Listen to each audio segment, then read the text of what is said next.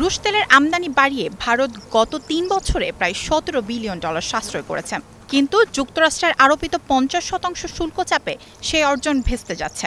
বিশ্লেষকদের মতে চলতি অর্থবছরে যুক্তরাষ্ট্রে ভারতের রপ্তানি $৩৭ বিলিয়ন কমে যেতে পারে। এতে টেক্সটাইল, হীরা ও গহনা খাতে হাজারো চাকরিজীবী হুমকির মুখে পড়বে।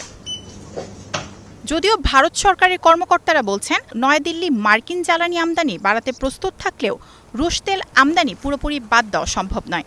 কারণ ভারতের মোট তেল আমদানির ৪০% আসে রাশিয়া থেকে। এরই মধ্যে বিশেষজ্ঞরা সতর্ক করেছেন, রাশিয়া থেকে তেল আমদানি বন্ধ হলে অনেক দেশ ঝুঁকতে পারে অন্য তেল উত্তোলনকারী দেশের ওপর।